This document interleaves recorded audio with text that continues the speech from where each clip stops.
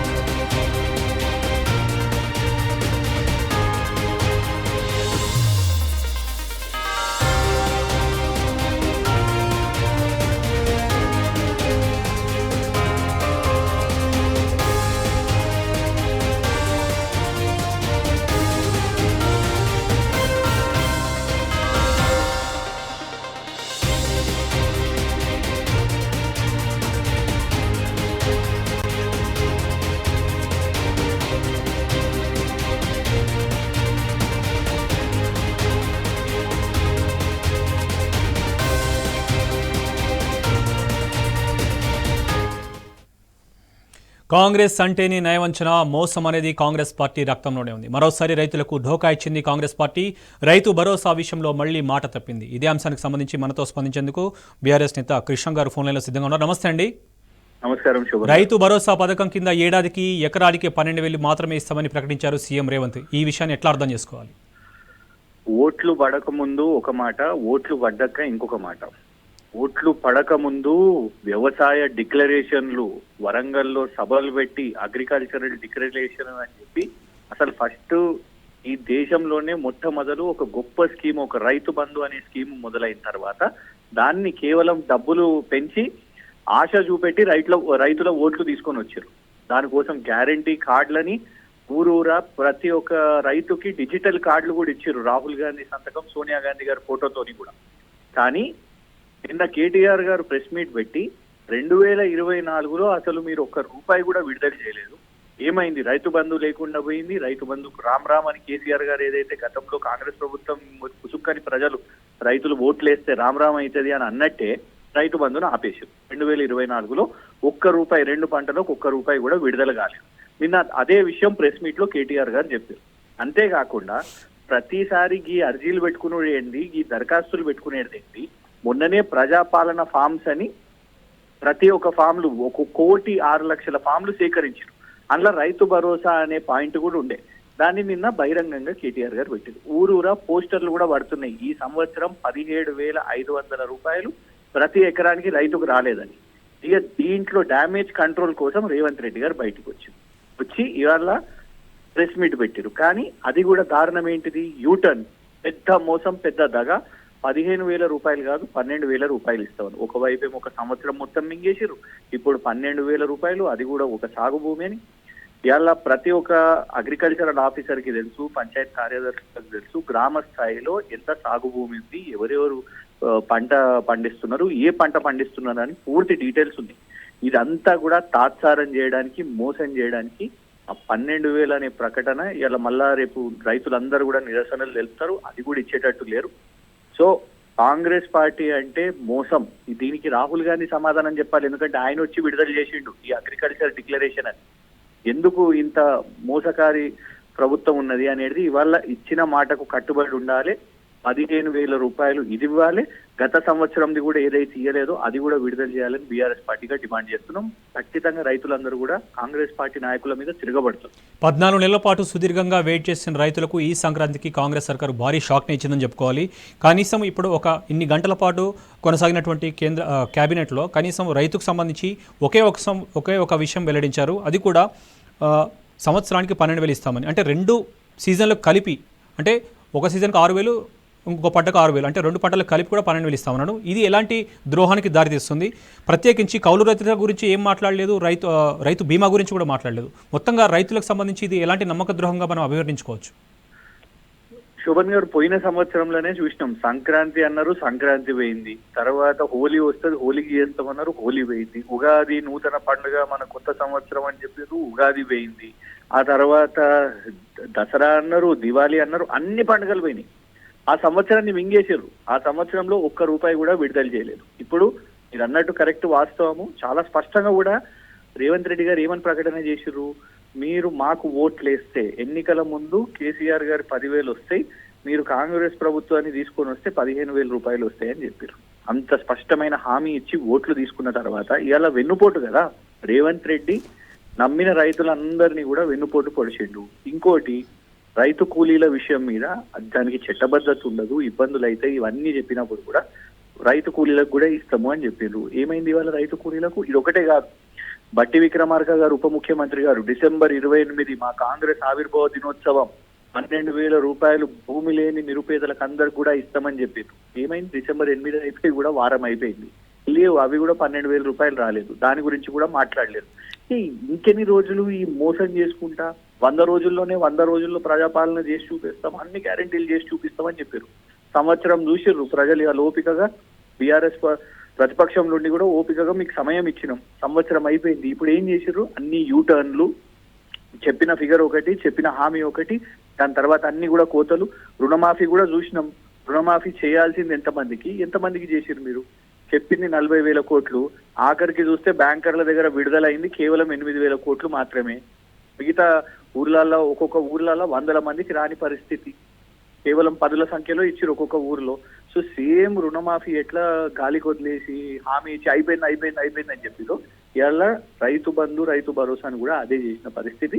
ఖచ్చితంగా రైతులందరూ కూడా దీని మీద తిరగబడడానికి సిద్ధంగా ఉన్నారు. శోభన్, మీ బీఆర్ఎస్ హయాంలో రైతు బంధు ఏదైతే ఉందో 12,000 నుంచి ప్రతి ఏడాది ఒక్కొక్క 1,000 పెరుగుతూ చివరగా ఒక 5th ఇయర్ వచ్చేసరికి 16,000కు అందుతుందని చెప్పి స్వయంగా బీఆర్ఎస్ అధినేత అప్పటి ముఖ్యమంత్రి కేసీఆర్ గారు ప్రకటించడం జరిగింది. కానీ ఇప్పుడున్న ప్రభుత్వం అది కుదించి 17,500 కూడా కాకుండా, కనీసం 15,000 కూడా కాకుండా 12,000 ఇవ్వడం అనేది అసలు రైతులు జీర్ణించుకోలేకపోతున్న పరిస్థితి ఒకటైతే, మిగతా విషయానికి వస్తే 420 హామీలు ప్రజలకు ఇవ్వకపోయినప్పటికీ కనీసం రైతులకు సంబంధించి ఒక్క పథకమైనా సంపూర్తిగా ఇస్తున్నారా లేదనేది రైతుల్లో ఉన్నటువంటి ఒక ప్రశ్న. ఇక్కడ అసలు హామీలు మొదలు కాలేదు. ఇప్పటి వరకు చాలా హామీలు మొదలు కాలేదు. అది ఒక బస్సు ఒక్కటి మాత్రమే చేసిండ్రు. ఆ బస్సు భారం కూడా ఆర్టీసీ మీద పడుతుంది. ఆల్రెడీ చూస్తున్నాం కర్ణాటకలోనే ఎట్లా టికెట్ ధరలు పెంచిన పరిస్థితి. పోయినసారి బడ్జెట్ లో బట్టి విక్రమార్క గారు ఉప ముఖ్యమంత్రి గారు నిలబడి లేచి బడ్జెట్ చదివినప్పుడు anything can stop, agriculture cannot stop అని పెద్ద డైలాగ్ కొట్టారు ఆన్ రికార్డ్ బడ్జెట్ లో. మరి ఏమైంది? మరి ఎందుకు రైతు బంధు ఆగింది పోయిన సంవత్సరం? దాని మీద స్పష్టత ఇవ్వాలి కదా.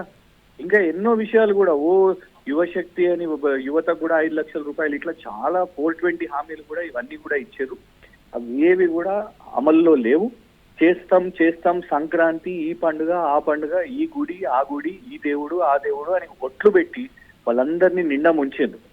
ఇవాళ రైతులను దేవుళ్ళను మోసం చేసిన రేవంత్ రెడ్డి గారికి డెఫినెట్ గా గుణపాఠం చెప్పబోతున్నాం. అంటే రైతులను మోసం చేస్తే తెలంగాణ రైజింగ్ అవుతుందా, తెలంగాణ డ్రౌనింగ్ అవుతుందా అండి? తెలంగాణ చీటింగ్ అండి. ఇది తెలంగాణ చీటింగ్ చేస్తున్నారు కదా. కాంగ్రెస్ చీటింగ్, కాన్ వాళ్ళ పేరులోనే ఉంది. కాన్ అంటే మోసం చేయడం. సో ఇవాళ పెద్ద కాన్ మ్యాన్ ఆయన రేవంత్ రెడ్డి. ఇవాళ ఇది చెప్పే కదా మహారాష్ట్రలో నయం, మహారాష్ట్ర రైతులు నమ్మలేరు, హర్యానా రైతులు నమ్మలేరు. వాళ్ళకి అర్థమైపోయింది. ఇవాళ చూడండి, రేపు ఏ రాష్ట్రంలో ఎన్నికలు ఉన్నా, ఎక్కడ ఎన్నికలు ఉన్నా కూడా, గ్రామ స్థాయి, జిల్లా పరిషత్, జెడ్పీటీసీ, ఎంపీటీసీ ఎన్నికలు ఉన్నా కూడా కాంగ్రెస్ కి ఓట్లు పడే ప్రసక్తే లేదు. ఎందుకంటే ఇచ్చిన హామీ ఒకటి. అంతెందుకండి, బోనస్ విషయం మీద కూడా ఎన్నికల ముందు వడ్లకు బోనస్, తర్వాత ఏమైంది, లేదు మేము సన్న ఓట్లు మాత్రమే ఇస్తామని. మన దగ్గర మీరు చూడండి, పారాబాయిల్డ్ రైస్ అవుతుంది, నూకలు అవుతాయి, దొడ్డు బియ్యం అవుతాయి మన దగ్గర వచ్చే పంటకు. మరి మీరు కేవలం సన్న వడ్లని ముందు ఎందుకు చెప్పారు? Conditions apply. ఎన్నికల ముందు ఒక మాట, ఎన్నికలు అయిపోగానే ఓట్లు పడగానే రాహుల్ గాంధీ గాయబ్, ఇటు దిక్కు రాడు, దేశంలో ఉంటాడో లేదో, సెలవులలోకి వెళ్ళిపోతాడో మనకు తెలియదు. కానీ ఇక్కడ మాత్రం రేవంత్ రెడ్డి అనే ఒక మోసగాడు ఓట్లు వచ్చే ముందు హామీలు ఇచ్చిండు, ఓట్లు రాగానే ఇవాళ ఆ మాటలన్నీ మర్చిపోయి కూడా ఇవాళ, అందుకే కదా ఆయన ఏంటది ప్రజా దర్బారు పెడతా అని చెప్పిండు. శోభన్ గారు 2024 మొత్తం సంవత్సరం ఒక్కసారైనా పోయిందా? ఇవాళ ఒక్క ఓపెనింగ్ రోజు పోయి దాని తర్వాత కూడా అటు చూస్తలేడు. ఎందుకు? ఈ రైతులందరూ పోయి అక్కడ తిరగబడతారు కాబట్టి. దమ్ముంటే పెట్టు ప్రజా దర్బార్, రాష్ట్రంలో ఉన్న రైతులందరూ వస్తారు, నేను నిలదీస్తారు, నువ్వు ఇచ్చిన 15,000 హామీ ఏమైంది?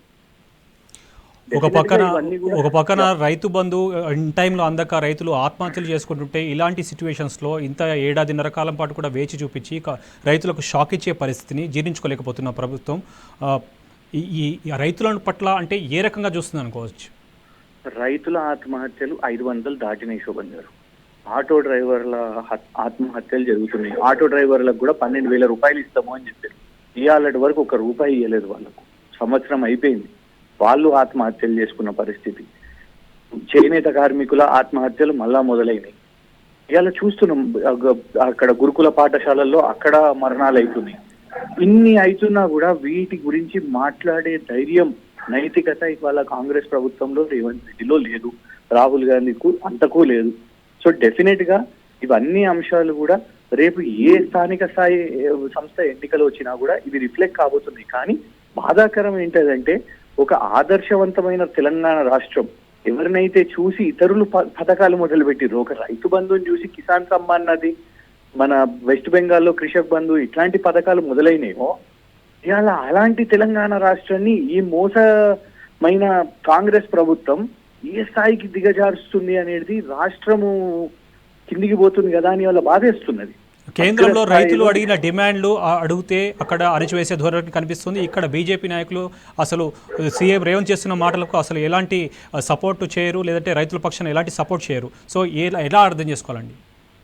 వీళ్ళు అంటే కలిసి ఉన్నారు కదా, కలిసి వ్యాపారాలు చేసుకుంటున్నారు, కలిసి అదాని లాంటి వ్యక్తులను తీసుకొని వస్తారు, వాళ్ళకు బిజినెస్లు అప్పచెప్తారు. అందుకే ఇవాళ రైతుల విషయం మీద అక్కడ కేంద్రంలో ఉన్న వాళ్ళు మన వడ్లు కొనుగోలు చేయరు.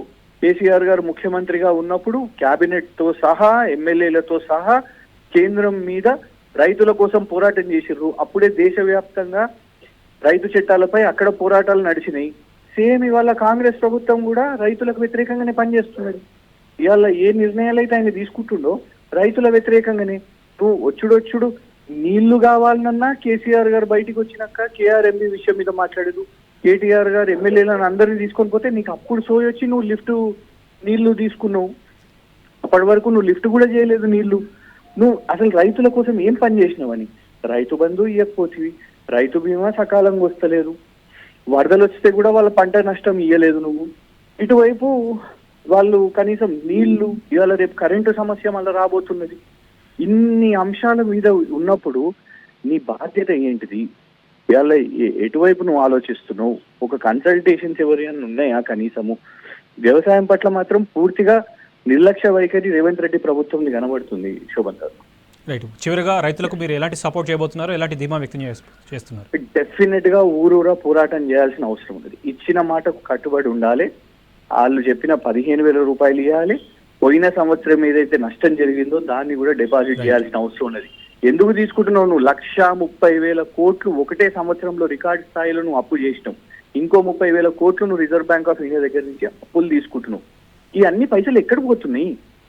నువ్వు పథకాలు ఇవ్వకుండా కోతలు ఇస్తుంటాయి, ఇంకోవైపు అప్పులు మాత్రం తీసుకుంటున్నావు. ప్రపంచ బ్యాంకు నుంచి, వరల్డ్ బ్యాంక్ నుంచి అప్పు తీసుకొని వచ్చినావు. నువ్వు ఇన్ని చేస్తున్నావు.